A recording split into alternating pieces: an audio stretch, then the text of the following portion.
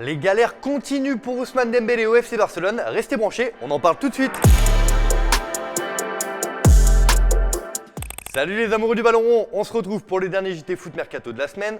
Aujourd'hui, on va parler d'un Français, Ousmane Dembélé, qui n'en finit plus d'être blessé au Barça et la situation de l'attaquant commence à inquiéter sérieusement. De retour pour le match de Ligue des Champions contre Kiev cette semaine, après plus de 3 mois d'absence et une blessure au genou droit durant l'Euro 2020 avec l'équipe de France. Il sera opéré dans la foulée et manquera au total 14 matchs. Contre Kiev, il faisait donc son grand retour, mais selon la presse espagnole, il a précipité sa reprise, ce qui a provoqué une rechute. Le Barça a communiqué hier pour indiquer qu'il souffrait d'une élongation à la cuisse gauche et son indisponibilité pourrait l'éloigner encore 3 semaines des terrains. Une nouvelle blessure qui laisse perplexe où le Barça a une réelle responsabilité. Ce matin, le média catalan Sport indiquait que le médecin du club avait recommandé que Dembélé ne joue pas au tout au plus un quart d'heure car il n'était pas complètement remis de sa blessure. Sauf que le match contre Kiev était une finale pour le Barça car les Blaugrana étaient mal embarqués dans cette phase de poule et qu'ils avaient une réelle chance de se qualifier pour les huitièmes de finale de la Ligue des Champions. Un match coup près qui a obligé Sergi Barjuan à forcer le retour de Dembélé. Le coach intérimaire a justifié son choix pas plus tard qu'aujourd'hui en conférence de presse. Quand vous prenez un poste, vous devez prendre des décisions. Nous étions tous heureux de revoir Dembélé. Nous avons pris un jour de congé et il s'est blessé à l'entraînement. Ce sont des situations qui peuvent arriver à un joueur. Le football a ce risque. Depuis son arrivée en Catalogne en 2017, Dembélé n'a pas été épargné et la liste des blessures est longue comme le bras. C'est simple, le feu follet a été victime de 13 blessures depuis son arrivée. Dans les chiffres, Dembélé a été indisponible pendant 680 jours avec le FC Barcelone. C'est énorme. Tout a commencé avec une première rupture du biceps fémoral en septembre 2017 et depuis, c'est la descente aux enfers. Son corps ne l'a plus jamais laissé en paix. À chaque fois, l'attaquant revenait, ses entraîneurs comptaient sur lui, mais il était à nouveau trahi par son physique. Un nouveau coup d'arrêt qui devrait forcer le Barça à prendre plus de précautions alors que le joueur et le club discutaient ces derniers temps d'une prolongation de contrat. On vous en parlait hier, l'ancien Rennais pourrait étirer son bail jusqu'en 2025 à Barcelone. Il serait même prêt à baisser son salaire, à moins que le Barça ne finisse par se lasser et choisisse de le vendre l'été prochain alors qu'un club comme Newcastle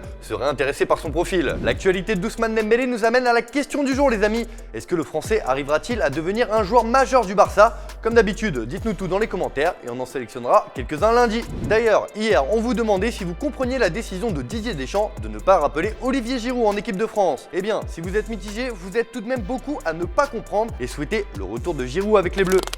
Bon, si le Barça a perdu Dembélé pour quelques semaines, il a gagné un coach, ou presque. Xavi va bien devenir le nouvel entraîneur du FC Barcelone. C'est Al Sadd, le club qatari de l'Espagnol, qui a annoncé son départ pour l'écurie Blaugrana. La clause libératoire de l'ancien milieu de terrain, légende du Barça, aurait bien été payée, a annoncé le club du Moyen-Orient. Place au redressement au Barça qui est en mauvaise posture avec une 9e place en Liga et un effectif qui semble en bout de course. Xavi va avoir du boulot.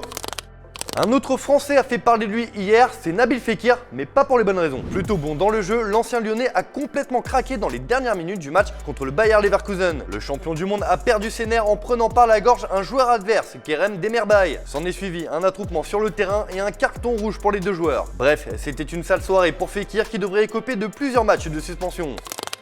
Allez, on termine sur une note un peu plus positive. On savait Marquinhos, le capitaine du PSG, très attaché au club, mais apparemment, il n'est pas le seul, toute sa petite famille aussi, et ils connaissent parfaitement les chants des supporters parisiens. C'est l'image du jour, les amis. Oh là là là.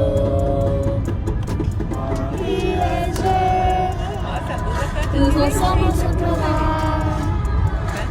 Il y en a pour toi qui ne cessera jamais.